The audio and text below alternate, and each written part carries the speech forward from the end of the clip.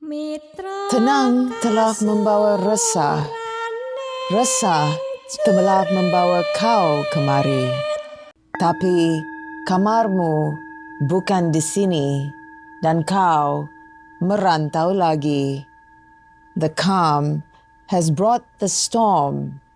The storm has brought you here, but your room is not here, and you wonder once again. Welcome to Norse Nusantara, where I bring you voices in art and living heritage that define and disrupt ideas about the Nusantara, the world's largest archipelago. Welcome to the show, Sze Wee. I'm so honored to have you talk about picturing modern Nusantara through Nanyang art. You know, we have known each other since the early 2000s when we were at the Singapore Art Museum. And I recall very fondly starting my career at SAM with you, where you led the collections department that was developing the national collection of modern and contemporary art of Singapore and Southeast Asia. And for me, it was really, being a participant in art history in the making. So it's really a pleasure to have you speak to us on a topic that has great resonance in our shared experience with art. Yeah. And, since our conversation will be focused on Nanyang art, could we first get an idea of key areas of interest for you when it comes to curating and writing on art? Well, I guess for me, my interest in curating can be traced back to my own personal interest in drawing and painting. So I love to, doodle when I was young, took art lessons, even took art for O levels. But eventually I realized I really wasn't talented enough to be a full-time artist. Then I somehow was introduced to the world of museums. And I started as a volunteer or docent at the Singapore Art Museum in the late 1990s and fell in love with what the museums were doing, what curators were doing. And I thought, wow, that would be a wonderful job if I could be a curator one day. So eventually I did end up working as an assistant curator at the Singapore Art Museum. And that was really, I guess, my first introduction to the world of art history. And because of Sam's particular focus on the art of Singapore and Southeast Asia, then of course my exposure to Singapore artists and artists from Southeast Asia grew from there. And Nanyang art is generally regarded as an early important art movement in Singapore.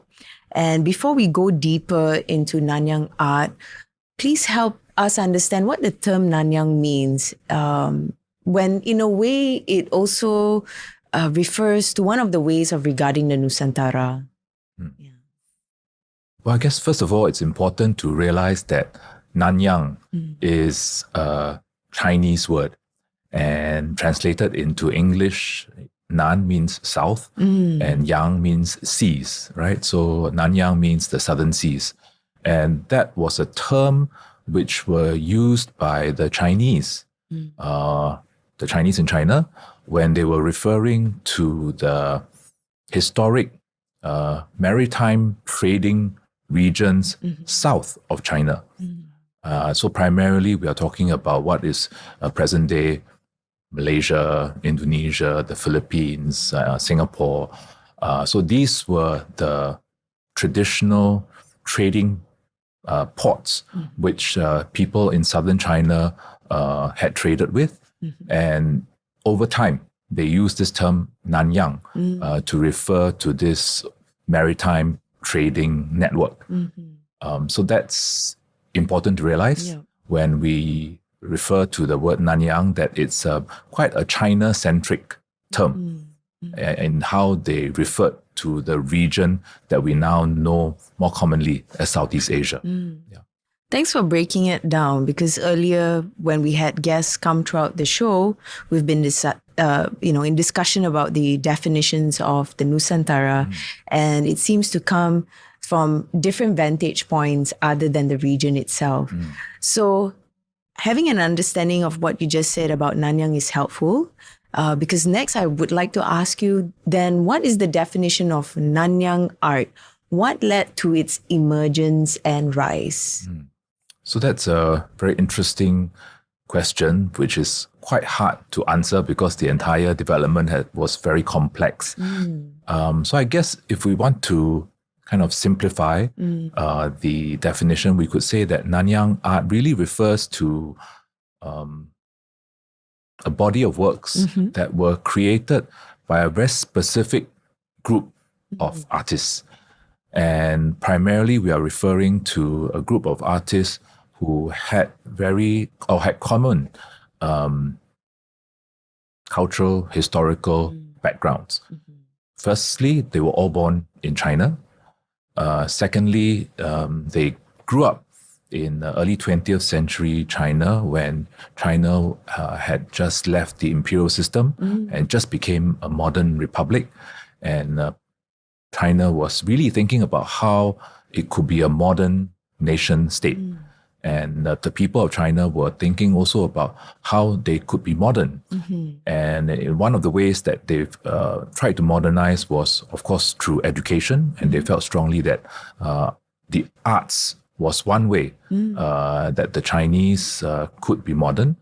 And when you look at the early art academies in China, they were actually taking references from what they considered to be modern examples, either from Japan or from Europe. And these artists that we refer to as the Nanyang artists were really the first early generations of artists in China who were exposed to a very different way of arts education. In the past, if you were interested in painting, you would learn in the traditional manner, meaning that you find a master and then there will be a master-student relationship, and you would learn Chinese painting by copying first from the ancient masters or from past works. And then once you have a foundation of techniques and skills, then you embark on your own paintings. And that would be the traditional way. But by the early 20th century, the entire art education system had changed. There was no longer the master apprentice kind of a situation. People could go to art schools. And in the early 20th century, many of the modern art schools were teaching both Chinese painting as well as Western art. Western art, by that time, they were referring to Western oil painting. Yep. So you had this very unique generation of artists in China who were exposed to both traditions, both Chinese art and Western art. And at the same time, they were thinking, like many other Chinese, what it meant to be a modern person in China.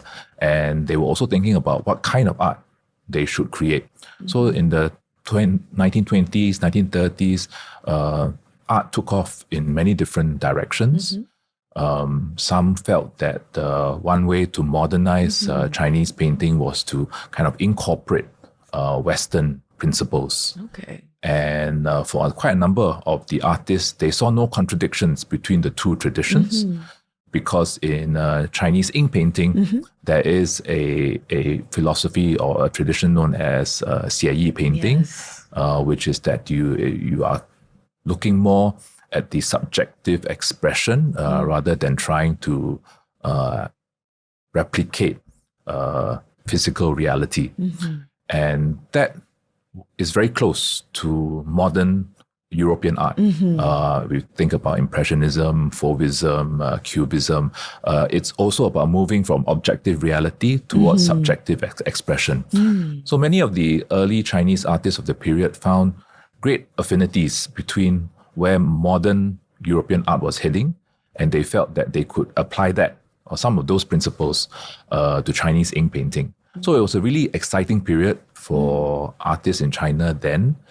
And of course, we know that due to various reasons, particularly the turmoils of war, a number of these Chinese artists fled China to seek safe havens outside of China.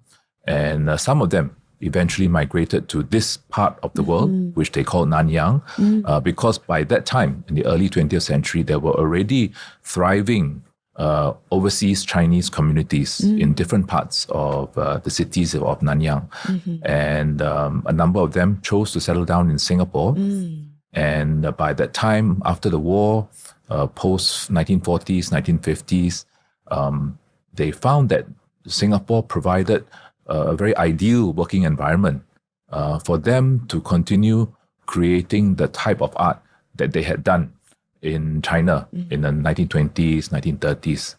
And that really meant that the early beginnings of modern art that happened in, say, Shanghai in the early 20th century could carry on in Singapore, whereas the artists who remained in China could not have such artistic liberties or freedoms because post 1949, after the Chinese Communist Party came to power, then of course the artistic environment became a lot more restrictive in China.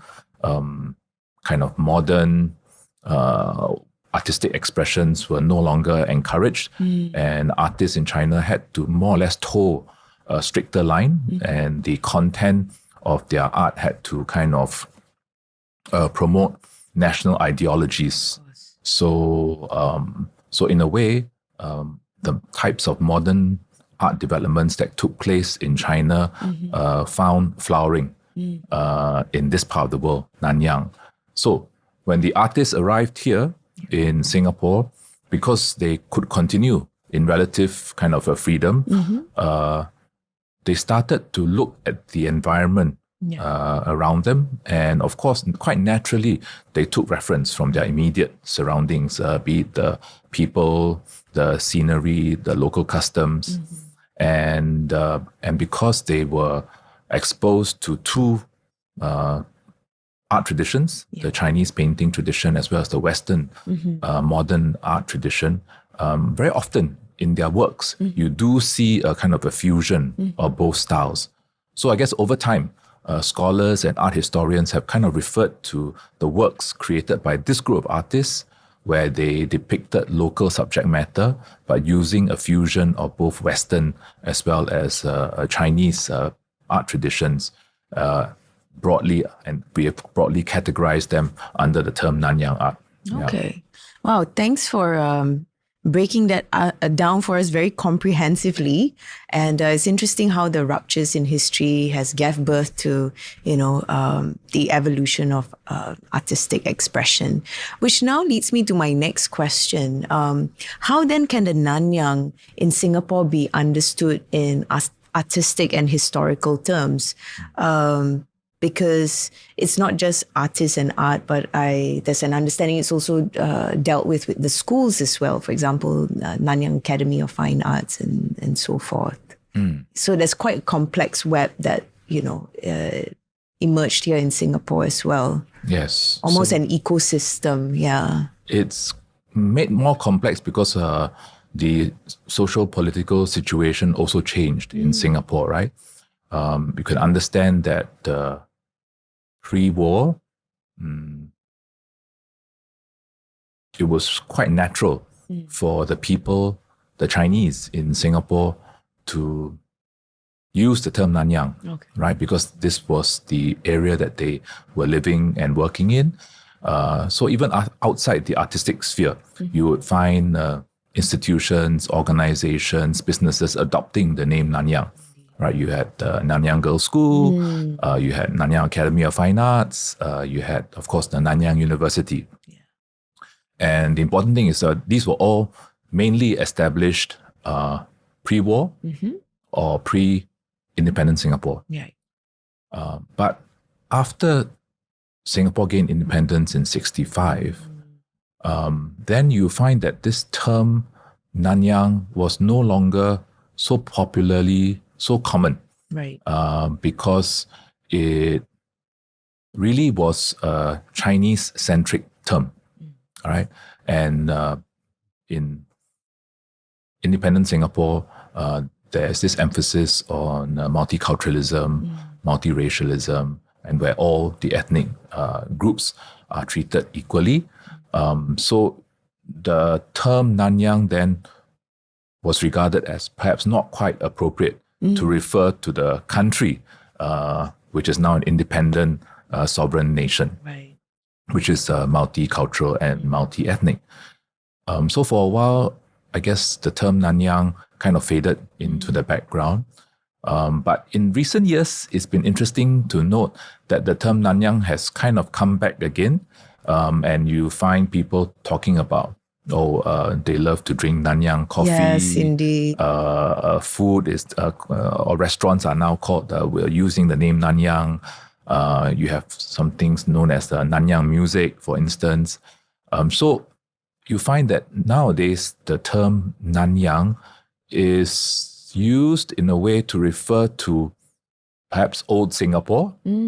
So there's an element of nostalgia linked to it.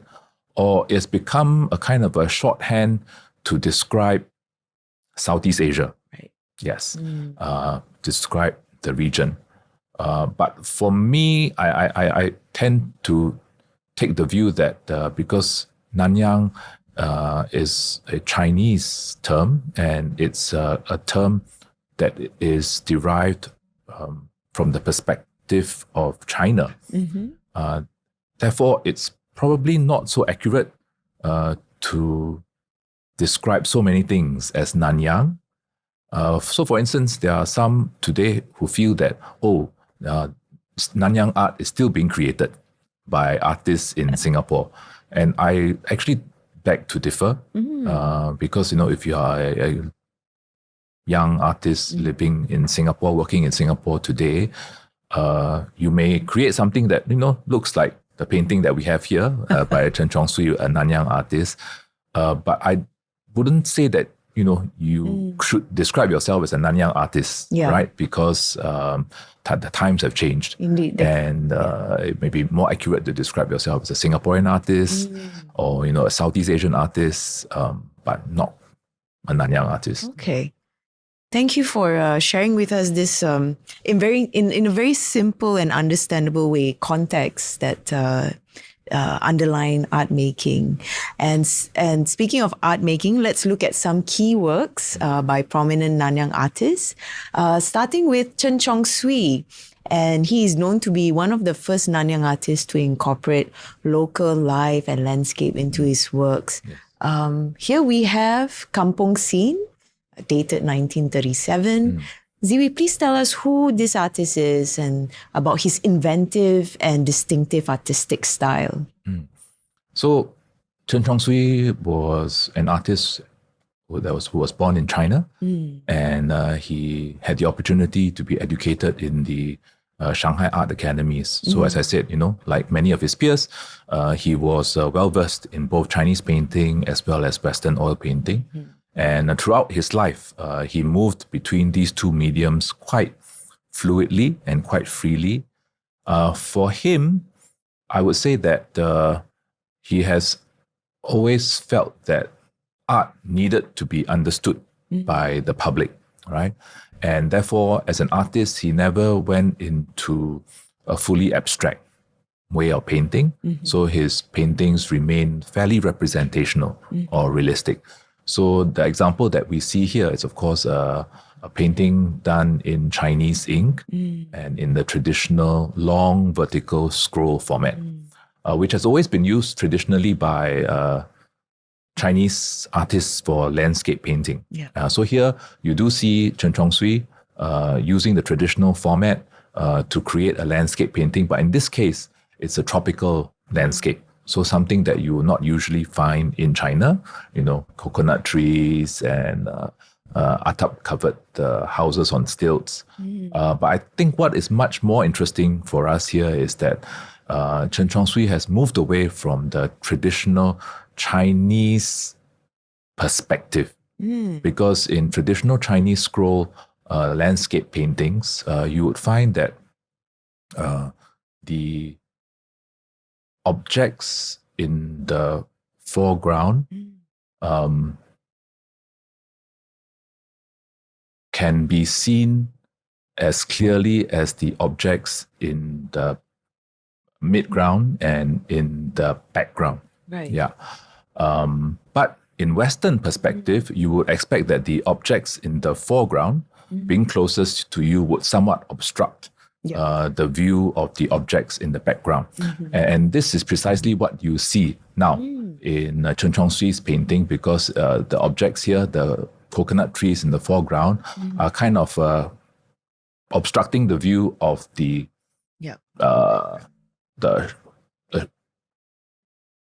vegetation that you would see in the background, and so almost cutting the vegetation in the background into two. This is something that you would never see in a traditional landscape painting. And so you see, this is a very interesting example of how Chen Wen Hsi introduces a Western perspective into a traditional Chinese ink painting format. Wow. Yeah. Thanks. We have a couple more Chen Wen Hsi work. The next is a 1952 work titled After Bath. I really like this work. It's sort of a confluence of the Nanyang and the Nusantara in the everyday. Yes. Please tell us more. So this is an interesting work for us because we know that the Nanyang artists, when they eventually decided to settle down in this part of the world, they were very much taken by the culture which they encountered, which was very different from what they were used to in China. So apart from exploring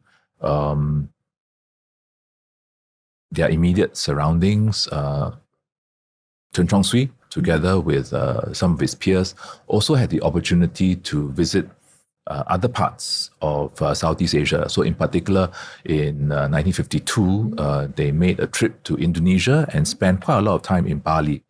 And on the island of Bali, they saw so many interesting subject matter, be it the people, the customs, the architecture. And that was a very fruitful trip for the four artists who went. Chen Wen Hsi was one of them. And so I believe that this is one of the works that was kind of inspired by that trip. And again, you see that this is again done in Chinese ink, but there's a lot of attention to the portrayal of the three women in the foreground. And this is again something that you will not quite encounter in a traditional Chinese painting, where the emphasis would be more on the entire landscape, and human figures would tend to be very small in the entire depiction of the painting. But here, Chen Wen Hsi has kind of zoomed in on the people, on the village life, rather than on the landscape itself. So again, quite an unconventional way of approaching Chinese painting. Indeed. And talking about unconventional, we have another work by Cheong Soo, and this is Kukut Fishing Village. It's quite an interesting pictorial play between composition and calligraphy. Yeah, please take us through this special take on landscapes. Yes, so we have seen a number of ink paintings by Chen Wen Hsi, and this one is a bit more unusual in the sense that it's entirely monochromatic. Yeah. So in Chinese ink painting, they don't necessarily use color. They often feel that the ink can be as expressive as the use of pigments, because you can dilute the ink to different intensities. So you can have the lightest grays to the darkest blacks, and that would be sufficient to kind of convey the impact that you want. And in this particular painting, you see that Chen Wen Hsi has again used a very local subject matter, this time fishing village, a kind of a village on stilts extending out into the water. And then what you see is a kind of a wooden walkway, leading you from the foreground all the way into the background. And it's, I suppose, a very unconventional depiction, because in traditional landscape painting, what you would want to convey would be, kind of the majesty of the lofty mountains, and then the idea that, you wander into the landscape. But here, Chen Soo has decided to focus on this very unusual feature that is commonly found by the sea in Nanyang, the very unique kind of wooden walkways leading out to all the kelongs or the houses on stilts. And so instead of using a mountain path to lead your eye, he's using the wooden planks now to bring your eye into the background. And as your eye goes up to the top of the scroll, then you realize that Chen Soo has also written an inscription on the right-hand side of the painting. And then, of course, you read the inscription from the top to the bottom. So because your eye is already at the top of the scroll, that's when you can start reading the inscription downwards. Plan it very well. Yes. So your eye is supposed to kind of travel, all around the scroll. And Chen Soo was one of these artists who was proficient in calligraphy as well as in poetry. So quite a number of his ink paintings often included original inscriptions by him. They could be quotations from poetry, or they could be kind of comments or his own personal sentiments about places that he visited or incidents that he may have encountered. Interesting. And so from Chen Soo's inventive calligraphic forms, let's now look at Chen Wen Hsi, who is also known for fusing Chinese and Western art styles. And here we have one of his works, Fishing Village. Please tell us who he is. Well, as I said, so Chen Wen Hsi has a very similar background to Chen Soo. They were born in early 20th century China, were educated in Shanghai, and then eventually came down to and settled down in Singapore. And in fact, they were friends and colleagues. They taught in the same art schools, and they, of course, also traveled together, particularly to that very important trip to Bali in 1952. So this is a painting by Chen Wen Hsi. Although it's not dated, but based on the subject matter, it's possible that this scene could have been inspired by something that he saw in Bali as well. But you can see that Chen Wen Hsi's approach to painting a tropical landscape using Chinese ink is quite different from Chen Soo's. As I said, Chen Soo was a much more, in a sense, conservative ink painter. He very much wanted his paintings to be very representational. Whereas with Chen Wen Hsi, he was a lot more experimental, and he often included very bright colors into his ink paintings, which is quite unusual for a traditional ink painter. And in this particular painting, you can see that he has also somewhat distorted the forms of the humans or the boats and the sails into somewhat more angular forms, kind of reminiscent of how cubist artists might break up an object within a painting to kind of fragment the entire picture.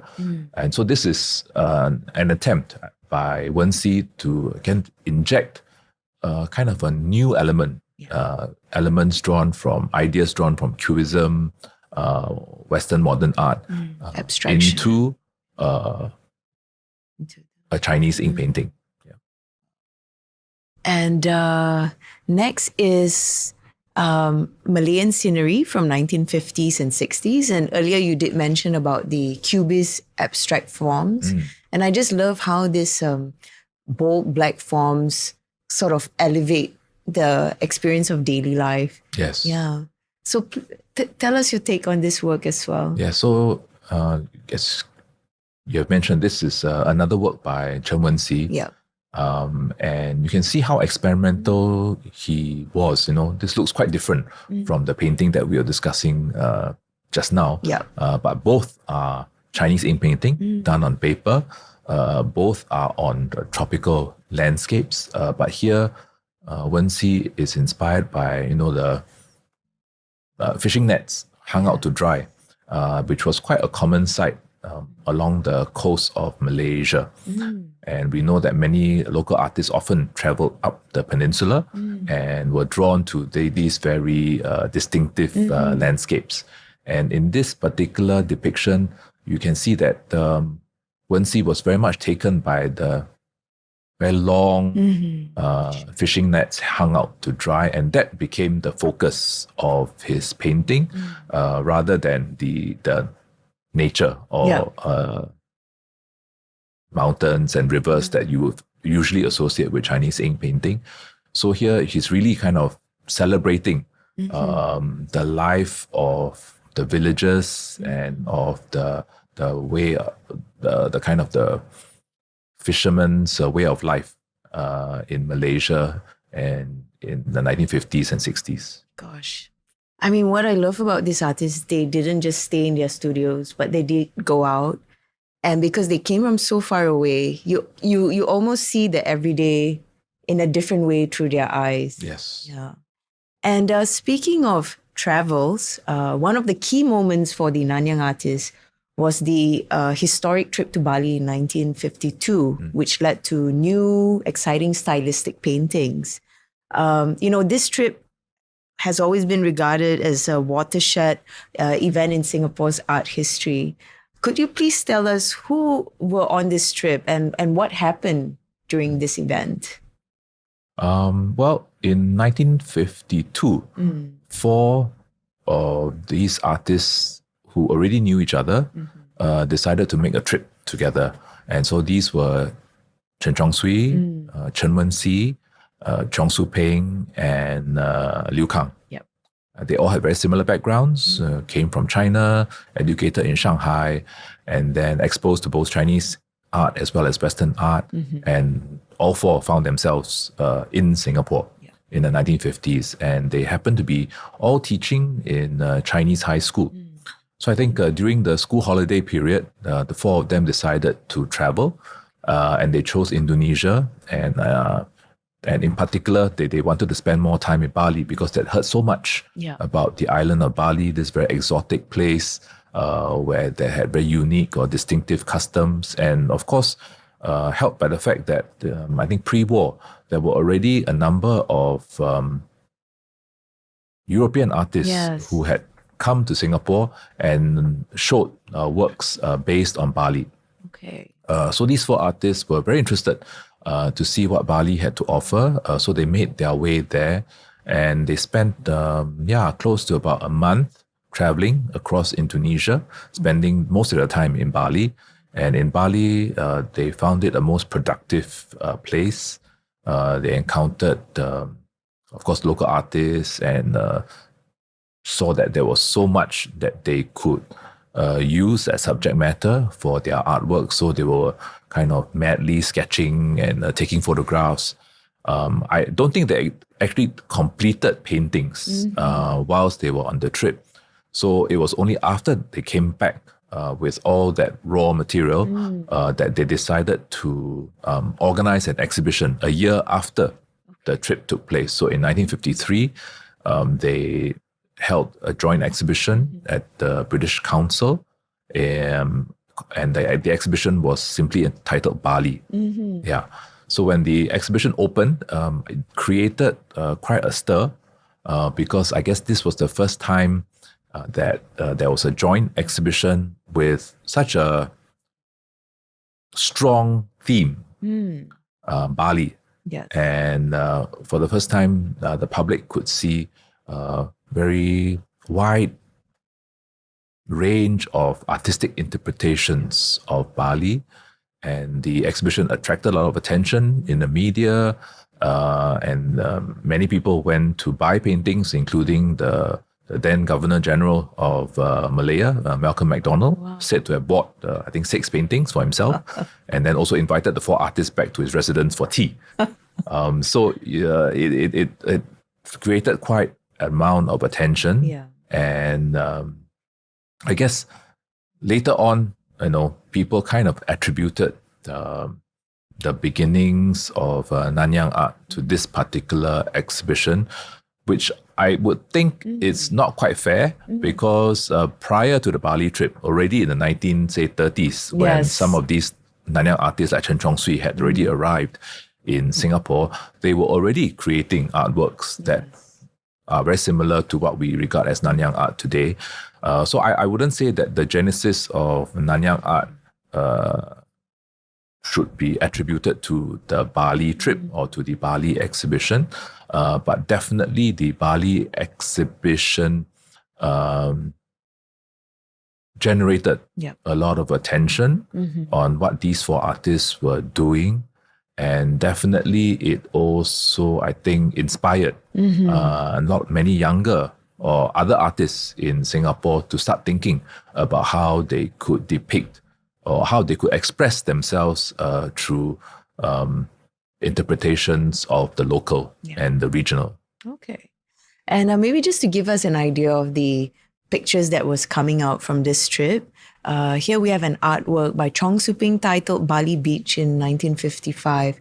Earlier we touched on Cheong Soo Wee and Wen Hsi. Cheong Soo Pieng is also very popular. Could you tell us a bit about him? Yes. Yeah. So I guess out of the 4 artists, I would say that Cheong Soo Pieng was one of the artists who often revisited the Bali theme, even after the 50s. So it was done in 55, so not exhibited in the 1953 exhibition, but it's quite similar in style to what was exhibited in the exhibition then. And so here it's an oil painting by Cheong Soo Pieng, and you can see that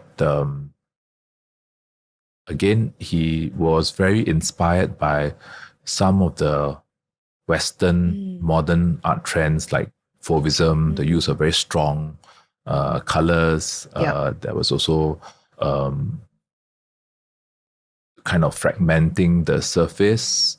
And there's also the fact that when he was in Bali, he was much taken with the indigenous culture that he saw there, including examples of Balinese wooden figurines, puppets, and so the stylization of the figures, the 2 figures that you see in the painting, can, I think, be attributed to some of the decorative arts that Soo Pieng encountered during his trip to Indonesia. Okay. Yeah, definitely see there's a kind of a shift. Earlier we saw Chen Soo Wee and Wen Hsi's palette was quite muted in a way, and then now it's getting brighter. Yes. And talking about the evolution and the kind of scale up in the color spectrum. Next, we have this work by Chen Wen Hsi, The Ferry. I personally love this piece.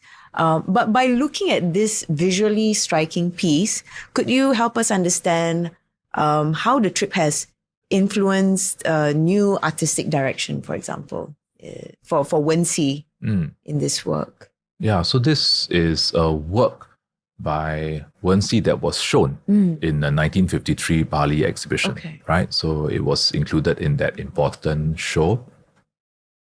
And here you can see Wen Hsi in a different medium, which is oil, which he was also very proficient in. And of course, it's done in a fairly representational way, right? It's not very abstract, but the brushwork is still quite expressionistic. What's interesting to note is that from the photographic records that we have, because Liu Kang took many photos of their trip, and this was the crossing that the 4 artists took to get to Bali, right? They were hoping to fly there, but they couldn't get the plane ticket, so eventually they had to take a boat across. and it was a kind of a very small boat, and then the sea was very turbulent, and they were all, I think quite worried by that crossing. And looking at the photos that Liu Kang took of that boat trip, you do see one or a few photos of this particular boatman. Yeah. But the boat that they were in was not so well decorated. Yeah. So you can see that, in fact, Wen Hsi, when he came back to Singapore and then started composing this particular work, of course, he based it on the boatmen that had brought them over, but he probably took elements from a different boat and then transposed it onto this one in his painting so that it would look more interesting to the viewer. Yeah. So this is, of course, a great example of how actually in the paintings that we have, these are not straightforward depictions of what Bali was, but how artists reinterpreted their experience or their memory of Bali. Wow, this boat trip on the choppy sea, quite an induction to Bali. And then, as you are peeling away the layers for us, Sze Wee, the Bali episode has been assessed by present-day critics and artists as somewhat mythologized and romanticized. And talking about this subject right here, we have a photograph. Perhaps we could put it side by side. Yes, in 2001, produced by Singaporean artists Agnes Yip, Kai Lam, Jeremy Hia, Wei Woon, imitating Wen Hsi's The Ferry composition. And that was a way for them to mark their Bali trip, but it presents a different artistic view on a similar subject. And in your views, what were the artists of 2001 trying to convey? Well, these four young artists were part of the artist village, right? And I guess by 2001, they were already very familiar with some aspects of Singapore's art history, in particular, the very famous trip to Bali and the Bali exhibition that took place a year later. And of course, some of these artworks, since the Bali exhibition had been reproduced or exhibited quite often. Yeah. So in that sense, they became more and more iconic. So I guess it wasn't surprising that these four artists then decided that they wanted to look back at Singapore's own art history or their own art history and have a dialogue with it. Yeah. So they decided to recreate the trip by going to visit the places that the four artists had visited, and then created a series of artworks which were essentially photographs of themselves posing or trying to replicate the poses found in some of the more well-known paintings that the four pioneer artists had produced. So here you see Jeremy here, obviously taking reference from Wen Hsi's famous painting, The Ferry. But Jeremy has also created his own intervention in his photograph, because the boat that he's sitting on doesn't have that very decorative wooden feature. What he has done is to take a number of kind of, discarded tools and implements that he found, and then he bound it all together to create that kind of motif at the back of the boat. So you can see that the artist, or Jeremy himself, is kind of maybe questioning what we are seeing, both in his photograph as well as he's probably asking us to take a more critical look at Wen Hsi's work. Yeah. So so this episode, by the four artists from the artist village, I think represents for me, a very interesting point in our own art history, where we had younger artists now looking back Yes. at our own art history, having a dialogue with art history and thinking about how they can relate to the past in their art making. Yeah. Thanks, Ziwi, because so many of our guests on this show has been speaking about how the art of the past still continues to reverberate in the present. So that's also one fine example of that. And most of the Nanyang artists are known to be male, but there are also important pioneering female figures. And the most famous is Georgette Chen, and she's also quite enigmatic. Could you tell us who she was and her significance in our art history? So Georgette Chen also had very similar backgrounds to the four male artists that we mentioned. She was born in China, educated in both China as well as in the West, in America as well as in Europe. And then in the 50s, she decided to settle down in Singapore. She was a fairly prolific artist, creating works primarily in oils and pastels, not so much in Chinese ink. And she spent quite a number of years as a teacher at the Nanyang Academy of Fine Arts. And I guess that's is one of her enduring legacies, which is that she, through her long years at the academy, she really nurtured a few generations of artists, quite a number of which have become quite senior and important artists today in the art scene.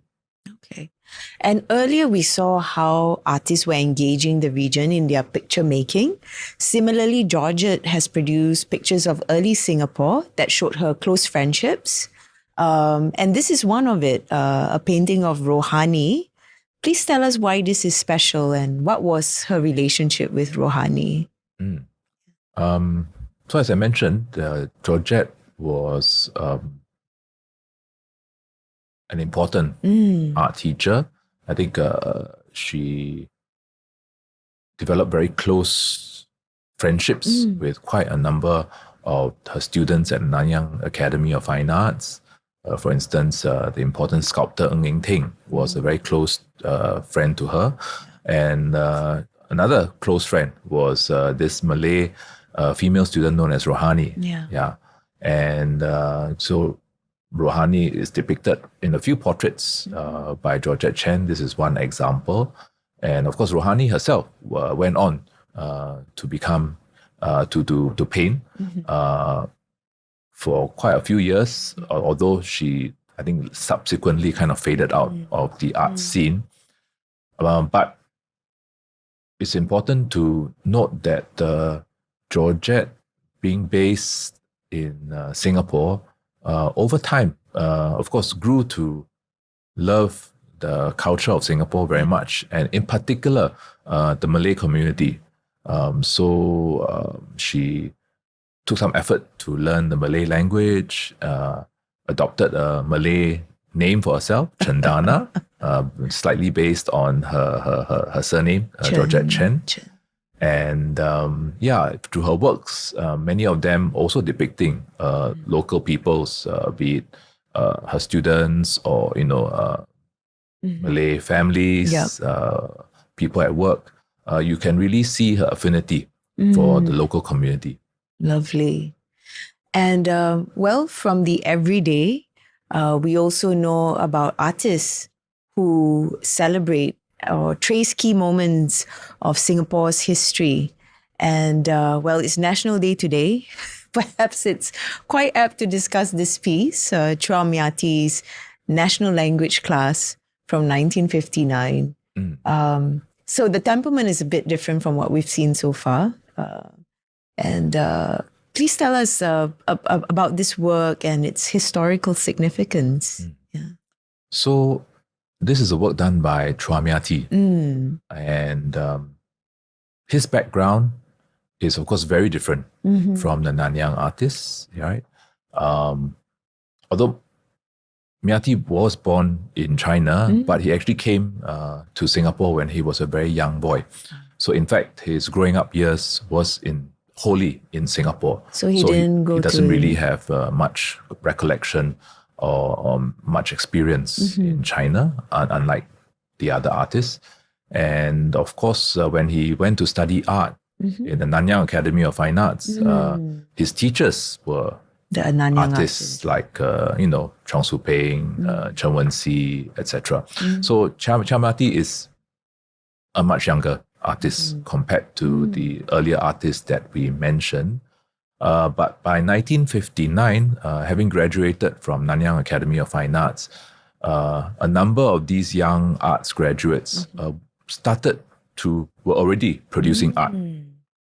So when they were producing art, this was the period when Nanyang art was, of course, very prevalent as well. So I think this is an important point to emphasize, because that in the 50s and 60s, it wasn't the case that there was only Nanyang art or there was only Nanyang artists practicing. The art scene was quite diverse. And another very prominent movement that was developing in parallel with the Nanyang art movement was something that today we call social realism. And so this refers to works done by a group of younger artists who felt very strongly that as